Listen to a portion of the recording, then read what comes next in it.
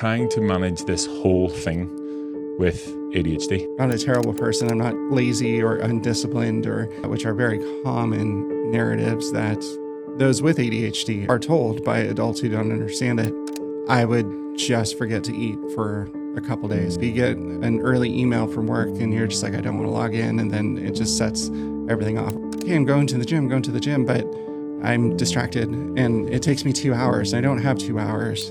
Understanding, what is the most consistent block of time or thing that you do throughout the day, and then working backwards from that. Finally, accepting that it's okay for things to go off the rails, because they will. It's not an opportunity to punish myself. It's not, because that really screws with your mindset for the rest of the time. And the reality of a plan going or your day going as you want it is probably slim. The acknowledgement within that's okay, and not to just completely fuck the whole thing off. It's essential. I mean, there's a lot of guilt and there's a lot of shame when you set your own goals and you don't make them.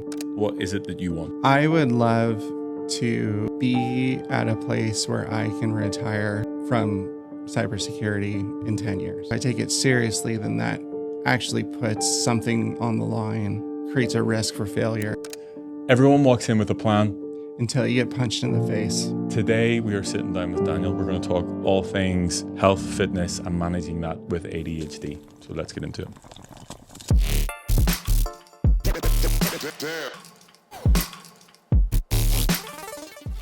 Daniel, thanks for joining us on this digital interaction in person. We had a conversation before this, and we were trying to work out what the fuck we wanted to talk about.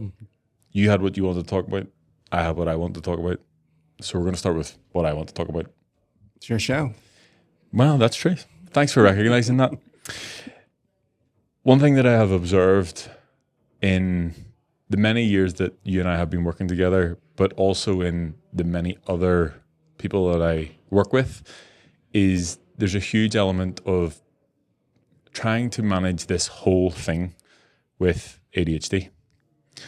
Now, whenever I put the question to you, I sort of framed it as like managing lifestyle transformation, managing habit formation, just managing the whole fucking thing with ADHD. And I know that there have been times that we've really had to fucking like put things in place to make sure that you ate food and went to the gym, understood what day it was, knew where the remote control was.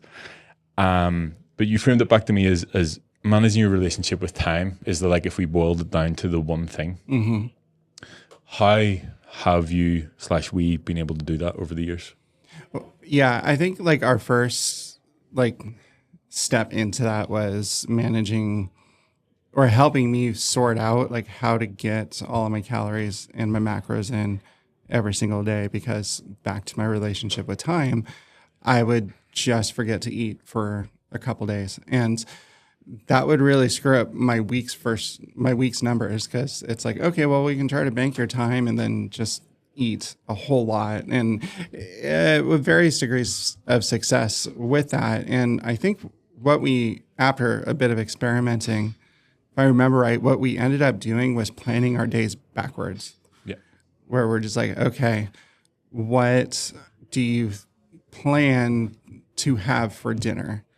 Or what time are you usually going to eat dinner? And we establish that. It's like, okay, well, if you can get this many grams of protein at that dinner, let's just subtract that and then literally set reminders in our phones to hit, 1 o'clock, 3 o'clock for protein shakes. Here's what time you'll have breakfast. And it was a conversation. You weren't just like prescribing that to me, but having to take it on with the sort of intentionality of how am I going to end my day, rather than what's the best way that I can start every single day. Because usually that's, I think, when things go off the rails pretty quickly is first thing in the morning, get out. And, it's a bunch of stuff. You get an early email from work and you're just like, I don't want to log in. And then it just sets everything off or whatever. And so that was probably our first real attempt at tackling the sort of time blindness problem that does come with a lot of us who have ADHD. Then it became related, I believe, to our workouts or my workouts, because then I would go to you. I'm like, okay, I'm going to the gym, but I'm distracted and it takes me 2 hours. I don't have 2 hours each session. And then it's like, okay, some of it was getting a timer, but helping me understand the deep mechanics of every lift that I was doing. So I know exactly like how long this should actually take and how long feels like a minute. Or we just addressed a number of different ways to really dial in that 45 to 60 minute time block that I most consistently have on my lifting days. And I think those were just the two most significant pillars of my whole fitness journey, was nailing those two down, and also finally like accepting that it's okay for things to go off the rails, because they will. And it's not like a moral failing on my part. It's not a terrible person. I'm not lazy or undisciplined or anything like that, which are very common narratives that those with ADHD have going on in their head or are told by adults who don't understand it. But rather it's just like, okay, well, what's today's script? Okay, it's, sure, it's 3:00. I haven't had my 1:00, so I can just return to the script, have my protein shake, and the rest of the day goes on as planned. And just having those feedback cycles to be able to return and get back on the rails when just shit happens during the day. You get distracted. I get distracted. You fucking forget about it. I think the way that we framed it, if I remember correctly, was understanding what time you wanted to train at, and that potentially being the most consistent thing, and then referencing the meal that came before that as the most important one, because it was going to give you the energy and the feel that you needed to get through the workout, and then working backwards from that. Yeah. I'll also say, like you mentioned there about the how adults that don't understand it, perceive it or maybe vocalize it. And I will say that this was the first experience with me. I was like, what do you mean you forget to eat for 2 days? What the fuck? And I guess that, from my perspective, that is how coaching works. Like, you learn from everybody that you work with. And obviously we've been able to evolve that over time, and you've been able to evolve it. And again, understanding that, everybody with ADHD, they will deal with things in different ways. So it's not just I have a solution to this. What I did with Daniel was this, so you're going to do that and that's going to work. Sure. So it's understanding that it's different for everybody. But it's, if I could give it as this is a piece of advice and a sort of path to go down, it's the understanding, what is the most consistent block of time or thing that you do throughout the day, and then working backwards from that and making it as, I guess, easy or obvious as possible whenever it comes to executing on that. So whether that is leave the fucking thing somewhere that you have to step over it or move it out of the way, or setting alarm or whatever it might be. And then with the workouts, just, and you can correct me if I'm wrong here, I would say that has probably come from, being at the events and saying, okay, right, well, if you have, this is your exercise and this is the sets and the reps, this is what it should look like and how long it should take, and not like, bleeding into X amount of time over it, and just having an understanding of like dealing with it bit by bit. Aside from the stuff that we do and the sort of training side, like what else have you put in place to make sure that you manage everything you need to manage? A massive question. Just tell me how you live your life. It's great. I mean, just what's the solution? I think first and foremost, like kind of going into like when things go off the rails, it's not an opportunity to punish myself. It's not, because that really screws with your mindset for the rest of the time. And letting that go was significant, because it helped me establish better routines, and it helped me when I become hyper focused on what time it is, how long I have until the next thing, I can actually structure out and plan a bit on what I want to do and get through. But those plans are all like, they rest on routine. And I think one of our very first phone calls was like, okay, what's your morning routine look like? And because I think it was during that same conversation of when's the most consistent time you can work out. And we were exploring the mornings, and I said, well, I'm willing to try anything, but my morning routine is fairly fixed. And if I go off script anytime, like I have a horrible time for the rest of the day, and just I can't stay focused. I can't do whatever. So really kind of building big routines of here's what all my meetings look like. Here's when I'm going to get off work every single day, and to micro routines of literally like having those reminders set, not necessarily, okay, drop everything to go make your meal or whatever, but okay, yeah, I'm supposed to eat today, so here we go, and again, and then did I not do that yesterday? and it's so much food, but like it's not like, okay, drop everything to do this. It's okay, my next available 5 or 10 minutes that I have between work calls or whatever. Okay, now I know how to fill that 5 or 10 minutes, and just establishing those routines and those habits really help manage the chaos and give the chaos a lot more order and structure to each day, and then taking it one day at a time, because sometimes that is what's required. Yeah, fair. It's like we said to you earlier, people planning 5 years in advance. And I'm like, bro, I'm just trying to get through fucking Wednesday. So I guess on my side, just wanting to know the answer to your question. Obviously, travel quite a bit. Yeah.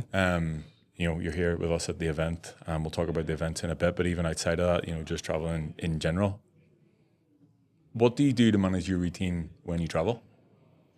Like, do you have like you said, big routines, small routines? Is there like a tick box? You're like, right, okay, if I do these things, then I can set myself up for the day and that's good? Or is it like fucking, I don't know what day it is or what the fuck? He's living room, my man. Yeah. What the fuck am I doing recording a podcast? I mean, I've been dead serious a couple of times when I'm just like, okay, what day is it? Because I think it was Monday or Tuesday when I came up from Dublin, and literally I was like, oh, it's Tuesday. Okay, great. I mean, obviously I love coffee. And so I think that's probably one of the biggest triggers that I had that sets everything else in motion. And so the night before I'll find like, okay, where are we staying? Where's the closest coffee shop? So I get up, go get my coffee, get my wife a coffee, come back. And then that just kind of gets us up, starts our day. And then we both tend to plan within a very like detailed hour by hour itinerary, again, with the intention of, okay, well, if we don't feel like going to lunch at this time, that's fine. We just know that we have options to fill that time with. So we're not stuck in like decision paralysis or overwhelmed by the incredible amount of tourists in the Temple Bar District in Dublin, right? Many tourists. And so I think being even more detailed in the itinerary and planning that out 2 or 3 days in advance, like, okay, this is where we want to be at morning, afternoon, and then finding that one cue, that one like trigger. For us, it's definitely coffee in the morning, but just identifying, okay, this is what will set the tone for the rest of my day. And hopefully the coffee doesn't taste like shit, but if it does, get over it and find a second one. Here's a backup list of coffee places that we can visit. Don't worry about it. Always is. So you mentioned there about the plan, and I guess the two things. Number one, accepting that, the reality of a plan going or your day going as you want it is probably slim. The acknowledgement within that's okay, and not to just completely fuck the whole thing off because it didn't go to plan.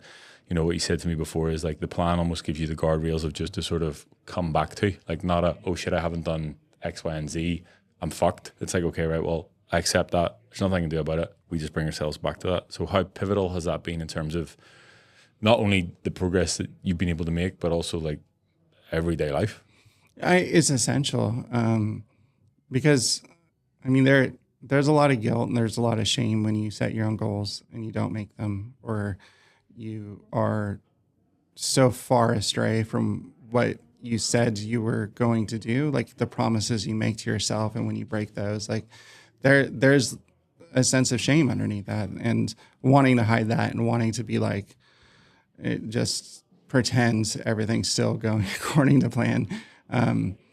It's essential to be able to have those mechanisms that way of returning back to center, judgment-free zone, and be like, okay, like whatever, that's just a bump in the road. And I mean, one of the very early podcasts that you and Dave were talking about, something similar to this, about being on a very strict meal plan for 30 days and then, 1 or 2 days just screwing up. It's like, well, in the scheme of the 30 days, it's just nothing. Like, that's fine. Okay. It's really not wrecking anything, but it can be a train wreck in your brain if you let yourself spiral, if you judge yourself. And that's been a source of some heavy introspection and just really caring for myself. And I think that has absolutely been a pivotal part of the wins that I put on the board. Okay, good. You mentioned there the goals, and this leads us into what you wanted to talk about. Your question to me was, I can't remember what it was. No, I know. Don't worry, I wrote it down. I knew that would happen. I've written it down here. Thank you. You wanted to talk around how to define realistic goals, like how to set a goal. Mm-hmm. So I'll let you elaborate on the question. I have my thoughts, but I will deliver them after you elaborate on the question. I mean, we had a conversation with Sean.com. That's Sean.coach. Sean.com would be awesome. That would be awesome. Sean, if you're watching, Sean.com is the next move, but Sean.coach. Sean.coach. He mentioned the idea of the unrealistic goals, the ones that just sound so far out there. When you articulate it, it doesn't sound like unrealistic to anyone in the room that's listening, but there's 1,000 different excuses, criticisms, doubts, like anything that would be like, no, that could never work. I could never work that. And I think my reflective point on that has been that those, when it's hard to set goals, it's hard to think, 5 years in advance, as we just talked about, like setting those unrealistic goals, that the struggle for me is identifying what that could even be, because sometimes I am just trying to get through the day. And the most single, clear message, I've been kind of just thinking through since that conversation, is those first thoughts, those first negative things of oh, no way, that's unachievable. That's kind of my intuition telling me, well, that's probably a goal that's worthy of definition, of pursuit. Mm-hmm.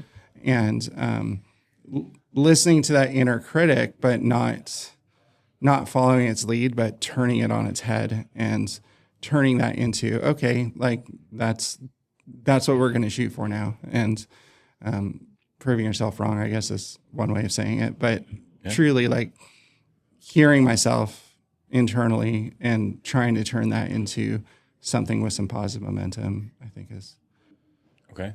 I want to go through this with you now. Please. What is the unrealistic goal? If you took, I'll say reality out of it, don't go fucking completely off on it. But if you took reality out of it, and you were to set a goal that right now to you sounds like completely unrealistic, you have that thought of, there's no way I could do that, I cannot do that, no time frame on it. What is the dream outcome? What is it that you want? I would love to be at a place where I can retire from cybersecurity in 10 years. Okay. So, for me, that feels unrealistic because it's retirement plans and, there's a lot of financial stuff around there. But and whatever to do next, whether it's start a business and, own my own coffee shop maybe, but don't get high off your own supply. Right. Is the name of your coffee shop. Maybe it's 10 years to get off of. But really, I don't want, I love my career. I love the work that I do, but if I'm going to be here's the unrealistic thing in my brain, it's be in a place where I can afford to retire from this and move on to something else that would take a hit in pay that would be able to still support any children we might have in the future, or aging parents, or just the life that can happen between now and 10 years. Okay. 2 further questions. Why is it unrealistic?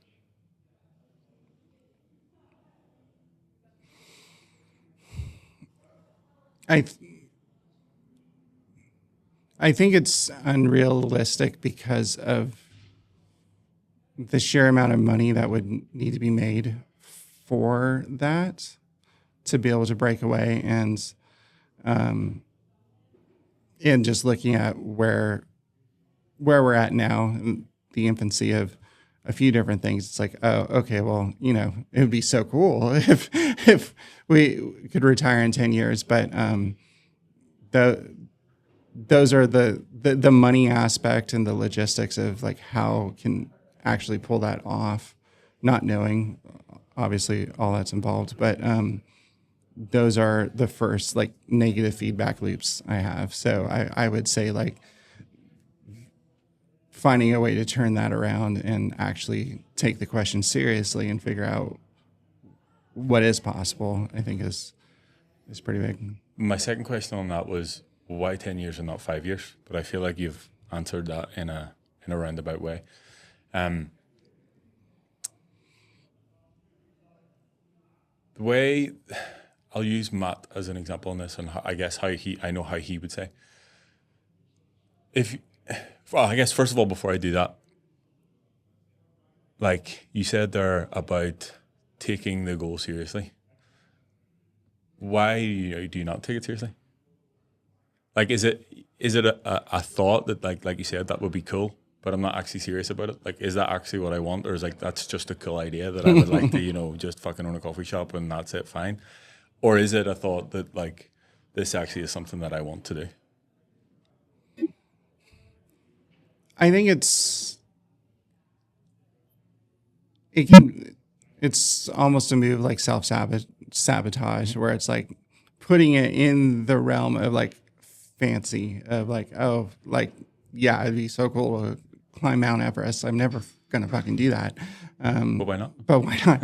Because I don't want to. It's cool. Yeah. But truly, yeah. but truly, like, it's like, why not take it seriously? Well, if I take it seriously, then that actually puts something on the line that creates a risk for failure, that creates more opportunity to just kind of let a dream go when focused on other things. I don't know if I'm articulating that very well, but I think there's just, it's easy to not take something seriously to kind of soften the blow if it doesn't work out. And it's just a very pessimistic way of viewing it. But sometimes that's where I'm at as a default, as we well totally know. Fair. Yeah, totally fair. I think like, so what you're saying is that if you do take it seriously, it makes it real and it sets you up for potential failure if you don't hit it. But by default of not taking it seriously, you're also setting yourself up for failure because it's just a pipe dream. It's like, I'm not actually really going to. So either way, Yeah. No, it's not going to happen. I agree. Whereas one way has infinitely more chance of it happening because Sure. you have taken it seriously and you've taken steps to do it. Back to how I know that I guess Matt would reframe this, like, not you specifically, but as humans, we will always look at these are the 1,000 lists reason of how I can fuck this up. If you would actually sit down, we don't need to do it now, but like if you were actually, or we can do it now. If you actually just sit down and go, right, okay, if I were to take this seriously and I were to write a list of every single reason that I can think of or way that I would fuck this up, you would probably be able to make a much more extensive list than every reason and way that you can make it succeed. Would that be fair? Yeah. Okay. So if you did do that, if you did start to take it seriously and you wrote that list, why not? You then have a list of the opposite things to do. So like, look at that list and go, okay, right, if I do the opposite of all these things, there is infinitely more chance that I can make this a reality. Sure. That's fair exercise. I think it's worth doing. Will you do it though? Yeah. I will. Okay. I can't wait to the podcast in not 10 years when Daniel's retired and we're in his coffee shop being like, we are here, my friends. We are here. Timestamp this. But I like, Yeah. that's how I would approach it. And like, No, that's brilliant. And I mentioned this, I don't know if it was today or when it was. Oh, it was last night whenever we were going through the conversation cards, and the question was like, if fear wasn't a thing, like what's the thing that you would do? And I was like, this is the thing that I'm going to do. I've taken the fear out of it. I'm like, I'm just going to fucking do this thing. And it's what I mentioned earlier on today. And yeah, there is an extensive list of ways that I could fuck it up and I have a fucking clue what I'm doing, but I'll work it out some way, shape or form. We are in Belfast. You have been made aware that this is the third time that you've been at a Belfast event, but it's the third time. To my knowledge, it's the first time you've been to a Belfast event. I've Mandela affected people. Like people have memories of me being here. That good. Yeah, Respect it. I think I've done my job. We made a quick list there of events that you have been to, and out of 15 events, you've been to 7. So a pretty decent scoreboard. You were at the very first We Hack Health event when we went to Cleveland for the first time. Talk me through the journey of what that was versus what this is. Yeah, no, that, well, one, it was a lot colder in Cleveland. Which is saying something because we were in fucking Ireland. It was a lot colder. But, that event was,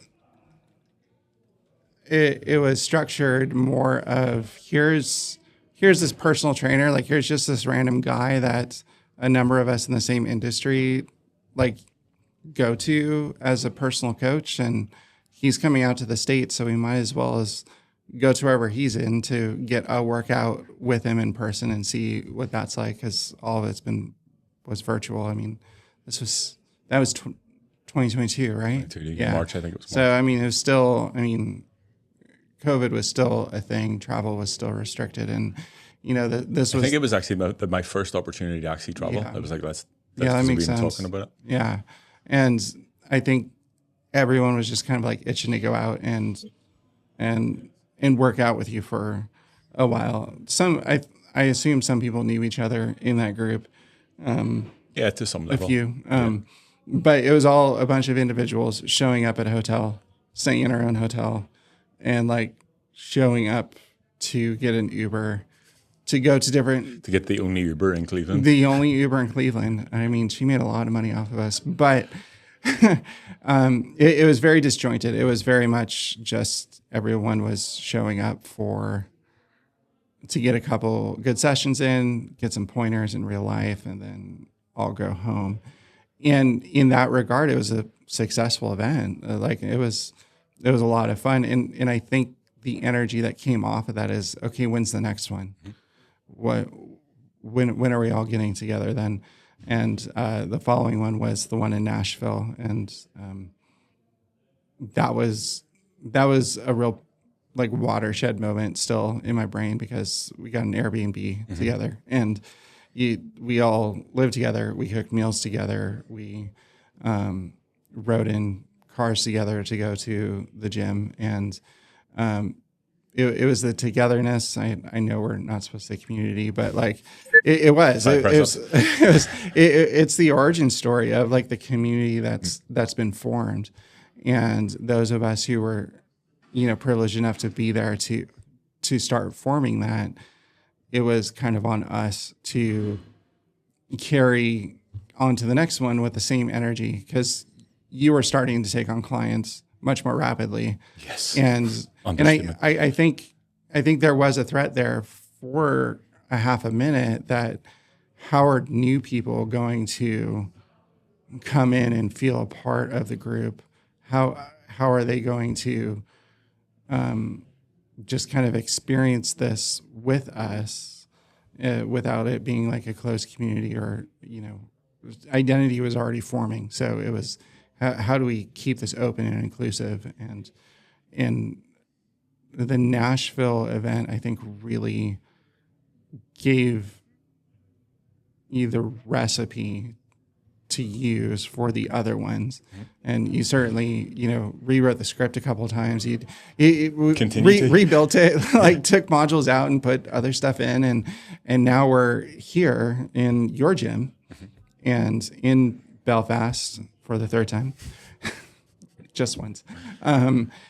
And I mean, outside everyone's working out and having fun and doing everything. So we've coalesced into this group that just does nothing but encourage each other and build each other up and take our work seriously. It's a fully mature thing now, and it's very exciting to be part of. I do agree. Like I think that the difference between the first event and the second event was like a monumental shift. There was a lot of lessons learned. I was like, oh, there's truthfully, like I believe that there's so much more value in the quote unquote stuff that happened in between the gym. Yes, we got together to work out fine, but there was the conversations that were had at breakfast or in the car rides or whatever that wouldn't happen. Yeah, no, in any other capacity. And yeah, it's absolutely just fucking grown since then. But like cool to see, and there are a few people who are still around that were at that first event. It's cool to sort of see how that has progressed. But yeah, I didn't have a fucking clue what I was doing at that Cleveland event. But I mean, like you said, it worked out. You didn't know any different. If I did the Cleveland event as it was then now, you'd be like, what the fuck is this shit? Bro? Yeah, there's been a malfunction somewhere. Any other comments around the events? Other events that come to mind? Like I realize, the first one because it was the first one, the second one because it was in Nashville and that shift. But you did Colorado, Phoenix, Vegas was sort of me coming into that world, which is eye-opening for me. But that's a different story for a different time. Then the second visit to Cleveland earlier this year, and then now your third time in Belfast. My third time. The one I would really comment on is that first Vegas event because.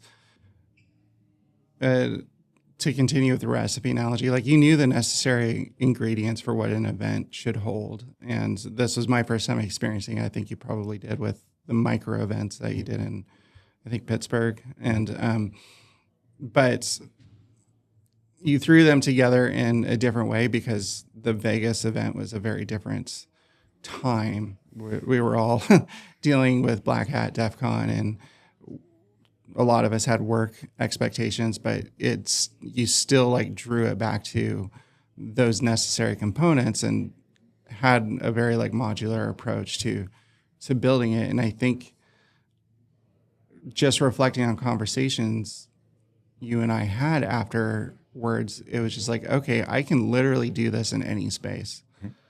And not that you didn't have that confidence before or like no one thought this could happen in any space, but I think that was the first time that whole idea came alive. And really just when any of us want to get together at any given point, it's like, okay, like we know how these events work. We can rent our own Airbnb or we can just go out to dinner and lift and whatever it is, because it's just part of our ethos and part of our shared sense of, well, I won't say community again, but identity. And do you think identity is the piece though? Like it's, it's the hashtag, it's the wearing the merch, it's the, for people who speak, they share it on their intros. Like it does become a bit of more than a bit of identity for sure. Thanks for joining us. Thank you. I made the executive decision last night to absolutely just rip off the diary of a CEO, and the last person left the question for the next person, which is you. So you will be the first person to answer the question because the last person didn't have a previous person to leave a question to. And I'm going to follow suit as this is the first time that I have also read it, and then you will write a question for the next one. How would you show up in the world without your negative stories and beliefs? This was Sean.Coach, wasn't it? How would I show I'm up? not at liberty to say that.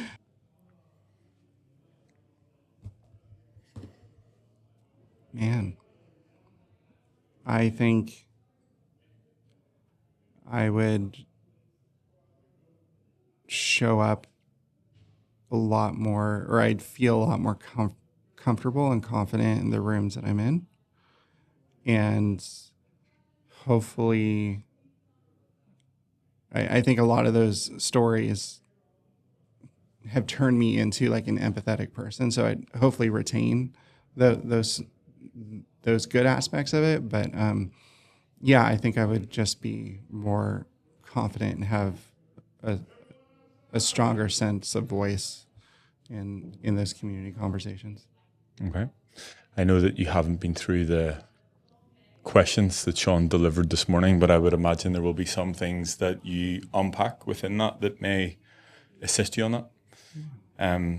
But yeah, thanks for coming to Belfast for the third time. Thank you. I will let you leave your question for the next person. Okay. And we'll see you in the next one. Take care. Damn.